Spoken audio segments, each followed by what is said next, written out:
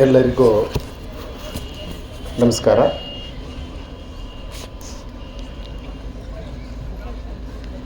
ಈ ಕಾರ್ಯಕ್ರಮದ ದಿವ್ಯ ಸಾನ್ನಿಧ್ಯವನ್ನು ವಹಿಸಿರುವ ಡಾಕ್ಟರ್ ಸಿದ್ದರಾಮ ಮಹಾಸ್ವಾಮಿಗಳ ಪಾದಗಳಿಗೆ ನಮಸ್ಕರಿಸುತ್ತಾ, ಹಾಗೆಯೇ ಈ ಮಹತ್ವದ ಕಾರ್ಯಕ್ರಮದಲ್ಲಿ ಪಾಲ್ಗೊಂಡಿರುವ ಶ್ರೀ ಪಂಚಮಲಿಂಗೇಶ್ವರ ಸ್ವಾಮಿಗಳ ಪಾದಗಳಿಗೆ ನಮಸ್ಕರಿಸುತ್ತಾ, ಮತ್ತು ಈ ಕಾರ್ಯಕ್ರಮದಲ್ಲಿ ಉಪಸ್ಥಿತರಿರುವ ಶಿವಾನಂದ ಮಹಾಸ್ವಾಮಿಗಳ ಪಾದಗಳಿಗೆ ನಮಸ್ಕರಿಸುತ್ತಾ,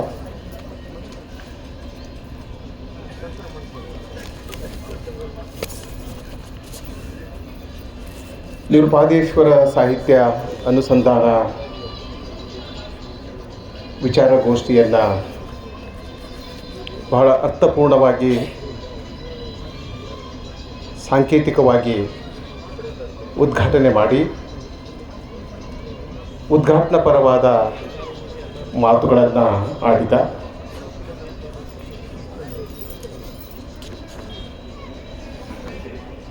ಕನ್ನಡ ಸಲಹಾ ಸಮಿತಿ, ಕೇಂದ್ರ ಸಾಹಿತ್ಯ ಅಕಾಡೆಮಿಯ ಕನ್ನಡ ಸಲಹಾ ಸಮಿತಿಯ ಸಂಚಾಲಕರಾದ, ಕನ್ನಡದ ಅತ್ಯಂತ ಮಹತ್ವದ ವಿಮರ್ಶಕರು, ಚಿಂತಕರು ಆದ ಬಸವರಾಜ್ ಕಲ್ಗುಡಿಯವರೇ, ಈ ಕಾರ್ಯಕ್ರಮದಲ್ಲಿ ಮುಖ್ಯ ಅತಿಥಿಗಳಾಗಿ ಭಾಗವಹಿಸಿ ಬಹಳ ಪ್ರೀತಿಯಿಂದ ತಮ್ಮ ಮಾತುಗಳನ್ನು ಆಡಿದ ಕರ್ನಾಟಕ ವಿಶ್ವವಿದ್ಯಾಲಯದ ವಿಶ್ರಾಂತ ಕುಲಪತಿಗಳು, ನನ್ನ ಹಿತೈಷಿಗಳು ಆದ ಕೆ ಬಿ ಗುಡಿಸಿ ಸಾಹೇಬರೇ, ಮತ್ತು ಮುಂದಿನ ಗೋಷ್ಠಿಗಳಲ್ಲಿ ಮಾತನಾಡಲಿರುವ ಸ್ನೇಹಿತ ಡಾಕ್ಟರ್ ಶಿವಾನಂದ್ ಕಡಿಗಿನಮನೆಯವರೇ, ಪ್ರೊಫೆಸರ್ ರವೀಂದ್ರನಾಥ್ ಅವರೇ, ರಾಜಶೇಖರ್ ಹಡಮನಿಯವರೇ, ಅಶೋಕ್ ನರೋಡೆಯವರೇ, ಗುರುಪಾದ್ ಮರಿಗುತ್ತಿಯವರೇ, ವಿಜಯಕುಮಾರ್ ಕಟಿಹಳ್ಳಿ ಮಠರೇ, ಎಲ್ಲರಿಗೂ ನಮಸ್ಕಾರ. 3 ಜನ ಸ್ವಾಮಿಗಳನ್ನು ಸಾಕ್ಷಿಯಾಗಿಟ್ಟುಕೊಂಡು ಮತ್ತೊಬ್ಬ ಅವರನ್ನು ನಾವು ಜ್ಞಾನಯೋಗಿ ಅನ್ನಬಹುದು, ಹಠಯೋಗಿ ಅನ್ನಬಹುದು, ಕರ್ಮಯೋಗಿ ಅನ್ನಬಹುದು, ಸಂತ ಅನ್ನಬಹುದು, ಶರಣ ಅನ್ನಬಹುದು, ಈ ಎಲ್ಲ ಉಪಾಧಿಗಳಿಗೆ ಯೋಗ್ಯರಾದ ಇನ್ನೊಬ್ಬ ಶ್ರೀಗಳ ಕುರಿತು ಮಾತನಾಡಬೇಕಾಗಿದೆ.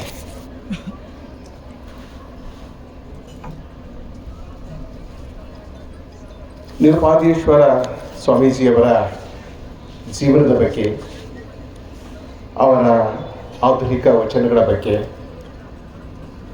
ಮತ್ತು ಅವರ 3 ಮಹತ್ವದ ಕಾವ್ಯಗಳ ಬಗ್ಗೆ ಕಲ್ಗುಡಿಯವರು ಬಹಳ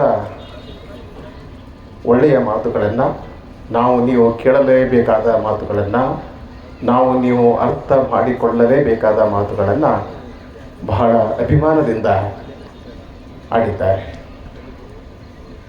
ಶ್ರೀಮಠದೊಂದಿಗೆ, ಪೂಜ್ಯ ಸ್ವಾಮೀಜಿಗಳೊಂದಿಗೆ 3-4 ದಶಕಗಳ ಕಾಲ ವೈಯಕ್ತಿಕ ಒಡನಾಟವನ್ನು ಇಟ್ಟುಕೊಂಡಿರುವ ಗುಡಿಸಿ ಸರ್ ಅವರು ಭಾಳ ಪ್ರೀತಿಯಿಂದ ಮಾತನಾಡಿದರು.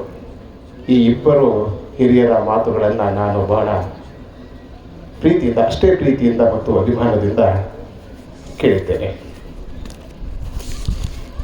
ಈ ಹೊತ್ತಿನಲ್ಲಿ ನಾನು ಕೆಲವು ಮಾತುಗಳನ್ನು ಶ್ರೀಗಳ ಸಾಹಿತ್ಯದ ಮತ್ತು ಜೀವನದ ಸಂದರ್ಭದಲ್ಲಿ ಮತ್ತು ಈ ದಿನದ ವಿಚಾರ ಸಂಕಿರಣವನ್ನು ದೃಷ್ಟಿಯಲ್ಲಿಟ್ಟುಕೊಂಡು ನನ್ನ ಮಾತುಗಳನ್ನು ಆಡಲಿದ್ದೇನೆ.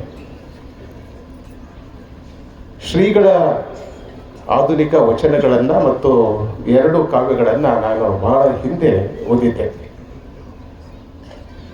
ಈ ಪುಸ್ತಕಗಳ ಪ್ರತಿಗಳು ನನ್ನ ಹತ್ತಿರ ಇರಲಿಲ್ಲ. ಹೀಗಾಗಿ ನಾನು ಈ ವಾರದಲ್ಲಿ ಅವರ ಕೃತಿಗಳನ್ನು ಓದಲಿಕ್ಕೆ ನನಗೆ ಸಾಧ್ಯ ಆಗಲಿಲ್ಲ. ವಿಜಯಕುಮಾರ್ ಕಟ್ಟಿಗೆಹಳ್ಳಿ ಮಠ ಅವರು ಒಂದು ಸಣ್ಣ ಪುಸ್ತಿಕೆಯನ್ನು ನನಗೆ ಕಲಬುರಗಿಗೆ ಕಳಿಸಿಕೊಟ್ಟಿದ್ದರು. ಒಂದು 66 ಪುಟ 2 ವರ್ಷಗಳಲ್ಲಿ ಕೂತಿದ್ದಾರೆ. ಭಾಳ ನೀವು ಅಷ್ಟೇ ಪ್ರೀತಿಯಿಂದ ಅಭಿಮಾನದಿಂದ ಬರೆದಿದ್ದೀರಿ. ನಿಮಗೆ ವಿಶೇಷವಾದ ಕೃತಜ್ಞತೆಗಳನ್ನು ಸಲ್ಲಿಸಬೇಕು. ಯಾಕಂದರೆ ಆ ಪುಸ್ತಕವನ್ನು ನಾನು ನಿನ್ನೆ ರಾತ್ರಿ ಇವತ್ತು ಬೆಳಗ್ಗೆ ಓದಿದ್ದೇನೆ. ಅನೇಕ ಸಂಗತಿಗಳನ್ನು ನೀವು ಆ ಪುಸ್ತಕದಲ್ಲಿ ಪ್ರಸ್ತಾಪ ಮಾಡಿದ್ದೀರಿ. ಇಂದು ಬಿಡುಗಡೆಯಾಗಿರುವ ಈ 2 ಬೃಹತ್ ಗ್ರಂಥಗಳನ್ನು ನೀವು ಓದಬೇಕು. ಜೊತೆಗೆ ಯಾಳವರ ಸಾಹೇಬರದ ಪುಸ್ತಕವನ್ನು ನೀವು ಖಂಡಿತವಾಗಿ ಓದಬೇಕು. 1 ಗಂಟೆ ಕೂತ್ಕೊಂಡ್ರೆ ಆ ಪುಸ್ತಕವನ್ನು ಓದಿ ಮುಗಿಸ್ಬೋದು. ಶ್ರೀಗಳ ವ್ಯಕ್ತಿತ್ವ ನಿಮ್ಮ ಕಣ್ಮುಂದೆ ಬಹಳ ಸೃಜನಶೀಲವಾಗಿ ಅರ್ಥಪೂರ್ಣವಾಗಿ ತೆರೆದುಕೊಳ್ಳುತ್ತದೆ.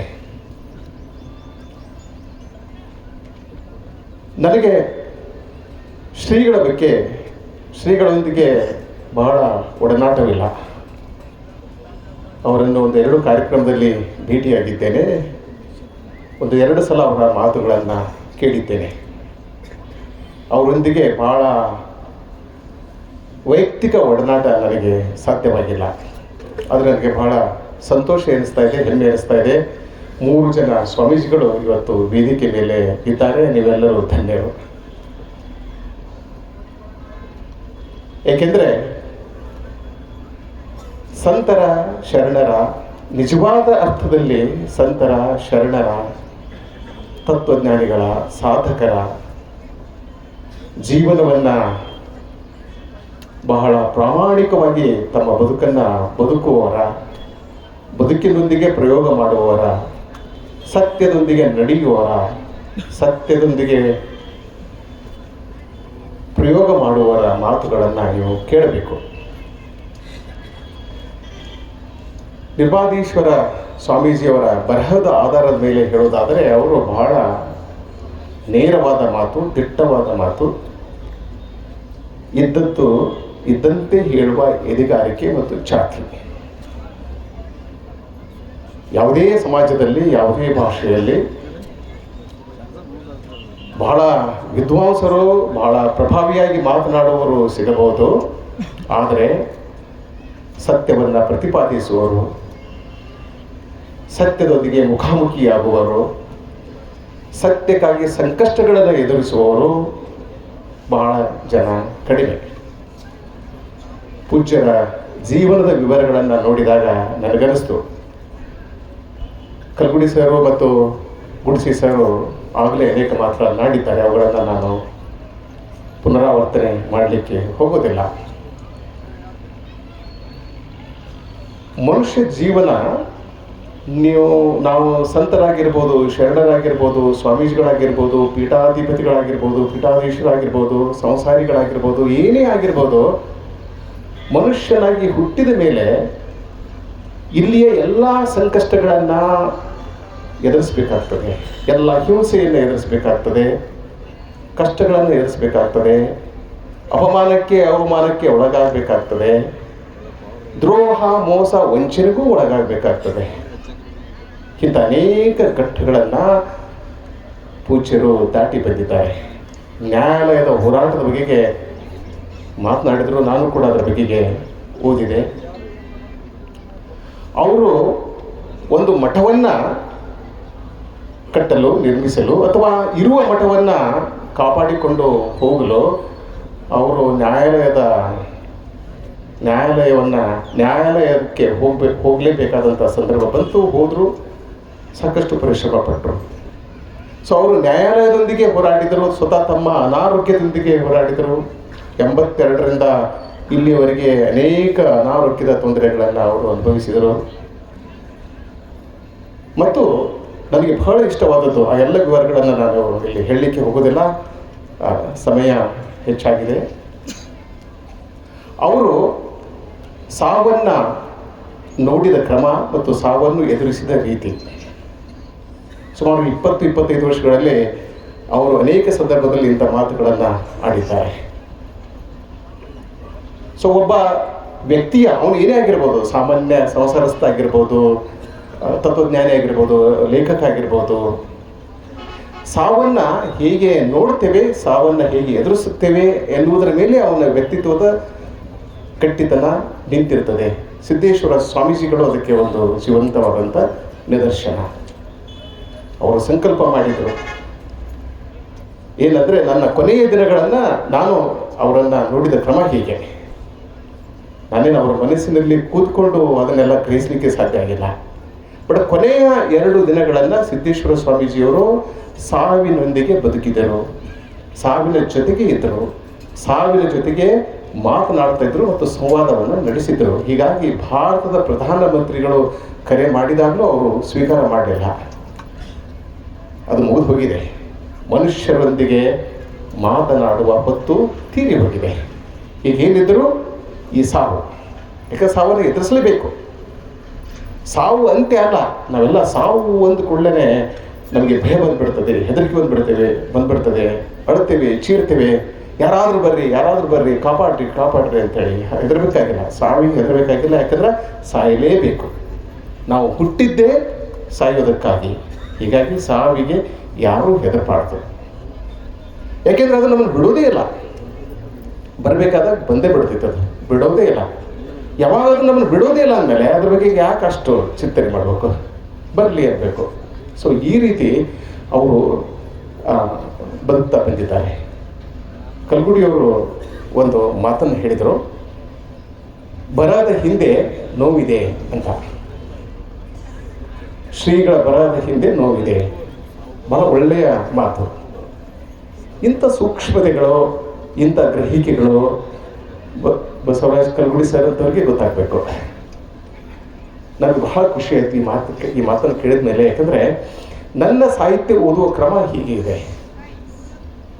ಏನು ಅಂದರೆ, ಒಂದು ಅಪ್ಪಟವಾದ ಸೃಜನಶೀಲ ಕೃತಿ ಹುಟ್ಟುವುದು ನೋವಿನಿಂದ.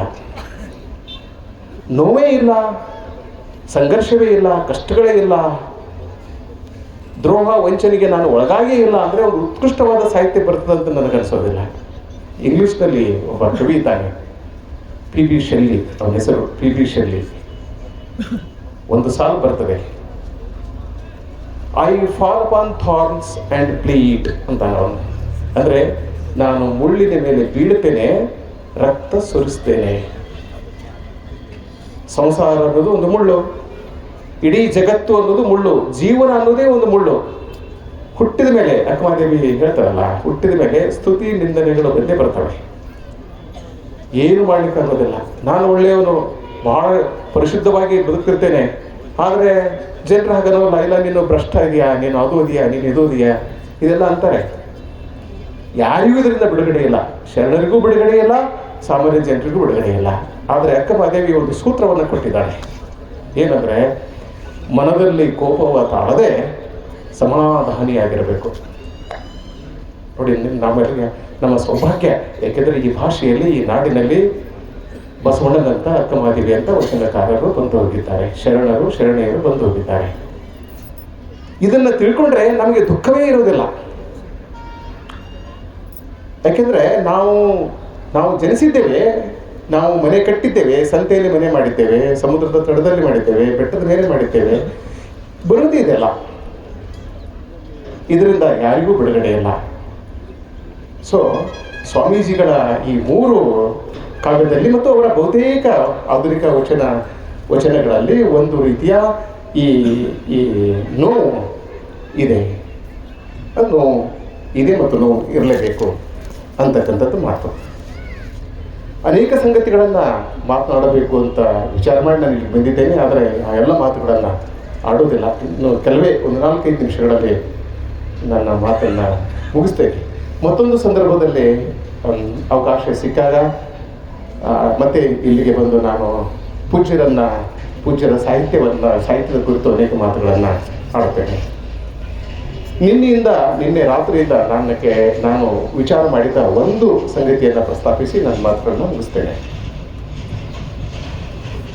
ನಿರುಪಾದಿ ಮಹಾಸ್ವಾಮಿಗಳ ಸಾಹಿತ್ಯವನ್ನು ಹೇಗೆ ಪ್ರವೇಶ ಮಾಡಬೇಕು ಮತ್ತು ಅವರ ಸಾಹಿತ್ಯದ ಅದು ಏನೇ ಆಗಿರ್ಬೋದು, ಅದರ ರೂಪ ಏನೇ ಆಗಿರ್ಬೋದು, ಪ್ರಕಾರ ಏನೇ ಆಗಿರ್ಬೋದು, ಕಾವ್ಯ ಆಗಿರ್ಬೋದು ಅಥವಾ ಅವರ ದೊಡ್ಡ ಕಾವ್ಯಗಳಾಗಿರ್ಬೋದು, ವಚನಗಳಾಗಿರ್ಬೋದು, ಏನೇ ಆಗಿರ್ಬೋದು, ಅವರ ಬರಹದಲ್ಲಿರ್ತಕ್ಕಂಥ ಬರಹದ ಆಶಯ ಏನು, ಬರಹದ ಉದ್ದೇಶವೇನು, ಬರಹದ ಗುರಿ ಏನು ಮತ್ತು ಅವರ ಬರಹದ ಒಟ್ಟು ತಾತ್ಪರ್ಯ ಏನು ಅಂತ ನಾನು ವಿಚಾರ ಮಾಡಿದೆ. ಮತ್ತು ಇವ್ರನ್ನ ಇವರನ್ನು ಹೋಲ್ತಕ್ಕಂಥ ಒಬ್ಬ ಕವಿ ನನಗೆ ಇಂಗ್ಲೀಷ್ ಸಾಹಿತ್ಯದಲ್ಲಿ ಸಿಕ್ಕ. ನಾನು ಇಂಗ್ಲೀಷ್ ಪ್ರಾಧ್ಯಾಪಕ, ಹೀಗಾಗಿ ಹೆಚ್ಚು ಉದಾಹರಣೆಗಳನ್ನು ನಾನು ಅಲ್ಲಿಂದ ತರ್ತೇನೆ. G.M. ಹಾಪ್ಕಿನ್ಸ್ ಅಂತ ಒಬ್ಬ ದೊಡ್ಡ ಕವಿ, ಆಧುನಿಕ ಇಂಗ್ಲಿಷ್ ಕಾವ್ಯದ ಪಿತಾಮಹ ಅಂತ ಕರೀತಾರೆ ಅವನಿಗೆ.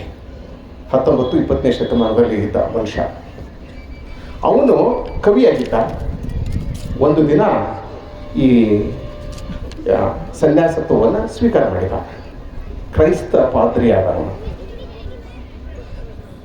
ಆಗ ಒಬ್ಬ ಕವಿ, ಒಬ್ಬ ಸಂತ ಒಬ್ಬ ಮನುಷ್ಯನಲ್ಲಿ ಇರುವುದು ಬಹಳ ಅಪರೂಪ.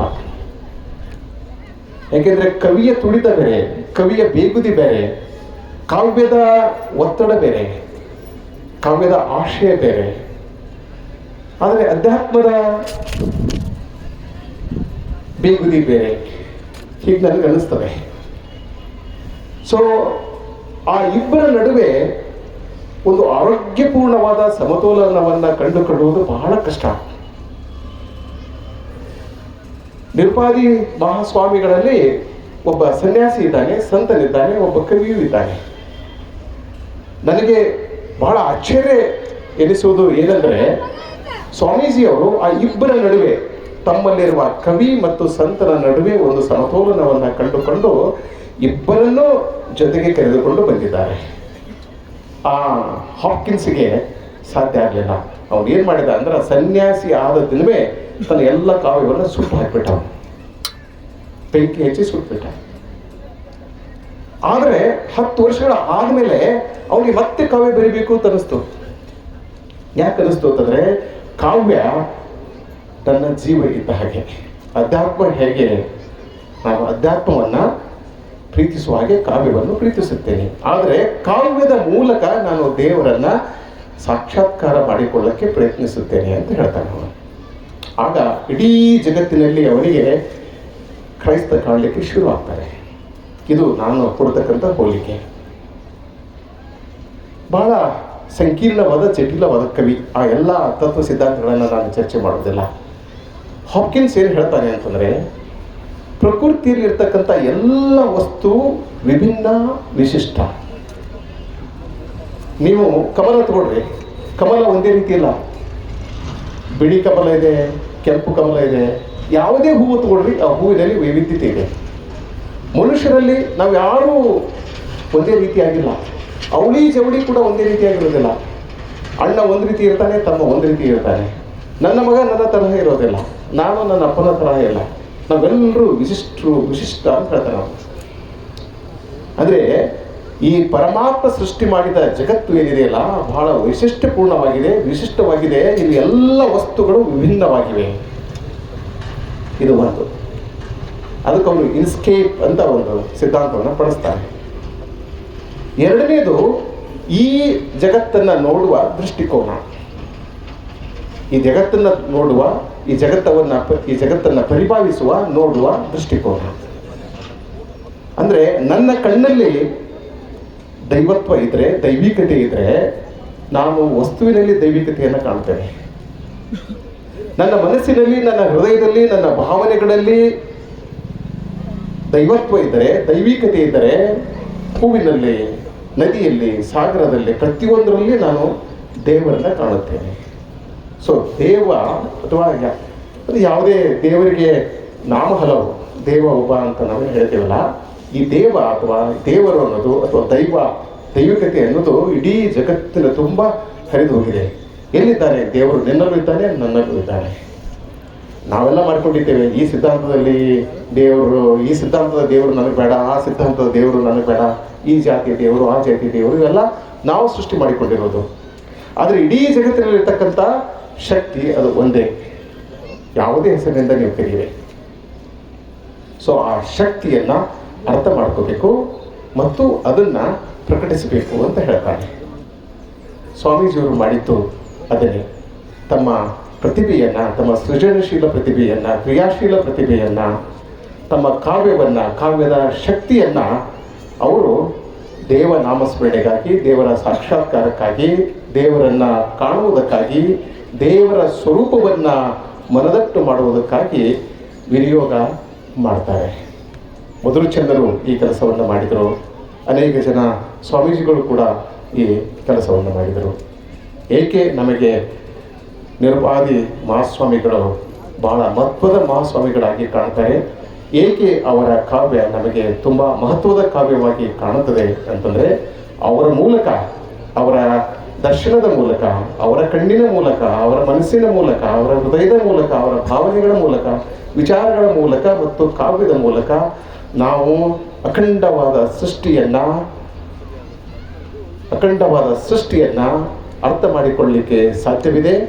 ಮತ್ತು ಜಗತ್ತಿನಲ್ಲಿ, ನಮ್ಮಲ್ಲಿ, ನಿಮ್ಮಲ್ಲಿ, ಪ್ರಾಣಿ ಪಕ್ಷಿಗಳಲ್ಲಿ, ಕ್ರಿಮಿಕೀಟಗಳಲ್ಲಿ, ಬೆಟ್ಟ ಗುಡ್ಡಗಳಲ್ಲಿ, ನದಿ ಸಾಗರಗಳಲ್ಲಿ, ಎಲ್ಲೆಲ್ಲೂ ಎಲ್ಲ ಕಡೆಗೂ ಅವ್ಯಾಹತವಾಗಿ, ನಿರಂತರವಾಗಿ, ಸರ್ವವ್ಯಾಪಿಯಾಗಿ ಹರಿಯುವ ಈ ದೈವಿಕತೆಯನ್ನು ಕಂಡುಕೊಳ್ಳಲಿಕ್ಕೆ, ಅನುಭವಿಸಲಿಕ್ಕೆ ಸಾಧ್ಯವಿದೆ. ನೀವೆಲ್ಲ ಪುಣ್ಯವಂತರು, ಭಾಗ್ಯವಂತರು. ಏಕೆಂದರೆ ಈ ಮಹತ್ವದ ಸ್ವಾಮಿಗಳು ಈ ನೆಲದವರು, ಈ ಊರಿನವರು. ಇಲ್ಲಿಯೇ ಅವರ ಸಾಧನೆಯಾಗಿದೆ, ಇಲ್ಲಿ ಅವರ ತಪಸ್ಸಾಗಿದೆ, ಇಲ್ಲಿ ಅವರ ಬರಹ ಆಗಿದೆ. ಹೀಗಾಗಿ ಈ ಮಣ್ಣಿನಲ್ಲಿ, ಈ ಗಿಡಗಂಟೆಯಲ್ಲಿ, ಎಲ್ಲದರಲ್ಲೂ ಅವರ ಸಾಧನೆಯ ಒಂದು ದಿವ್ಯ ಜ್ಯೋತಿ ಬೆಳಗ್ತಾ ಇದೆ. ಈ ಜ್ಯೋತಿ ನಮಗೆ ಸರಿಯಾದ ದಾರಿಯಲ್ಲಿ ನಮ್ಮನ್ನು ಮುನ್ನಡೆಸಿಕೊಂಡು ಹೋಗ್ತದೆ. ಮತ್ತು ನಾವು ಕೂಡ ನಮ್ಮ ಬದುಕನ್ನು ಅರ್ಥಪೂರ್ಣವಾಗಿಸಿಕೊಂಡು ಸನ್ಮಾರ್ಗದಲ್ಲಿ ನಡೆದು, ಸತ್ಯದ ದಾರಿಯಲ್ಲಿ ನಡೆದು, ಸತ್ಯ ಸ್ವರೂಪಿಯಾದ ಸತ್ಯಂ ಶಿವಂ ಸುಂದರಂ ಏನಿದೆಯಲ್ಲ, ಸತ್ಯ ಅನ್ನೋದು ಶಿವಂ, ಶಿವ ಅಂದರೆ ಸುಂದರ, ಅವುಗಳನ್ನು ಬೇರ್ಪಡಿಸಲಿಕ್ಕೆ ಸಾಧ್ಯ ಇಲ್ಲ. ಸೊ ಸುಂದರವಾದ, ಸತ್ಯವಾದ ಶಿವನನ್ನು ಕಾಣಲಿಕ್ಕೆ, ಶಿವನನ್ನು ಸಾಕ್ಷಾತ್ಕಾರ ಮಾಡಿಕೊಳ್ಳಲಿಕ್ಕೆ, ನಾವು ಶಿವ ಆಗಲಿಕ್ಕೆ ಸಾಧ್ಯವಿದೆ ಎಂಬ ಮಾತನ್ನು ಹೇಳಿ, ಮರಿಗುದ್ದಿಯವರಿಗೆ, ಕಟೀಮಠದವರಿಗೆ ವಿಶೇಷ ನಮನಗಳನ್ನು ಸಲ್ಲಿಸಿ, 3 ಜನ ಪೂಜ್ಯರಿಗೆ ಮತ್ತೊಮ್ಮೆ ಅವರ ಪಾದಗಳಿಗೆ ನಮಸ್ಕರಿಸಿ, ಇಲ್ಲಿ ನೆರೆದಿರುವ 100 ಜನ ಅಕ್ಕ ತಂಗಿಯರು, ಅಣ್ಣ ತಮ್ಮಂದಿರು, ಸಹೋದರಿಯರು, ಸಹೋದರರು, ಪಿತೃ ಸಮಾನರು, ಮಾತೃ ಸಮಾನರು, ನೀವೆಲ್ಲ ಇಲ್ಲಿ ಸೇರಿದ್ದೀರಿ. ನಿಮ್ಮೆಲ್ಲರಿಗೂ ಭಕ್ತಿಯಿಂದ, ಪ್ರೀತಿಯಿಂದ ವಂದಿಸಿ ನನ್ನ ಮಾತುಗಳನ್ನು ಮುಗಿಸ್ತೇನೆ. ಈಗ ಡಾಕ್ಟರ್ ಬಸವರಾಜ ಸ್ವರೂಪ್ ಸರ್ ಅವರಿಗೆ ಶ್ರೀಮಠದ ಪರವಾಗಿ ಗೌರವ ಪ್ರಕಾರ ಅದನ್ನು ಪೂಜೆ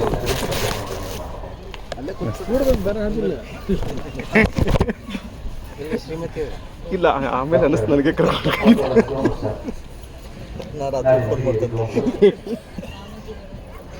ಕರ್ನಾಟಕ ಕೇಂದ್ರೀಯ ವಿಶ್ವವಿದ್ಯಾಲಯ ಕಲಬುರಗಿ ಮಾನ್ಯರಿಗೆ ಈಗ ಶ್ರೀಮಠದ ಪರವಾಗಿ ಗೌರವ ಪ್ರಕಾರ ಅದನ್ನು ಪೂಜ್ಯರು ನೆರವೇರಿಸಿಕೊಂಡಿದ್ದಾರೆ.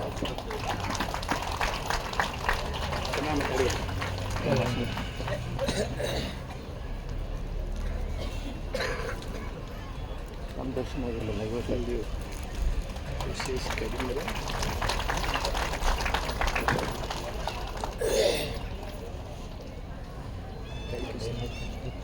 ಈಗ ಈ ಉದ್ಘಾಟನಾ ಸಮಾರಂಭದ ಸಾನ್ನಿಧ್ಯವನ್ನು ವಹಿಸಿದ ಪರಮ ಪೂಜ್ಯ ಜಗದ್ಗುರು ಡಾಕ್ಟರ್ ಸಿದ್ದರಾಮ ಮಹಾಸ್ವಾಮಿಗಳು ತೋಂಟದಾರ್ಯ ಸಂಸ್ಥಾನ ಮಠ ಗದಗ ಮತ್ತು ದಂಬ ಪೂಜ್ಯರಿಂದ ಆಶೀರ್ವಾದ.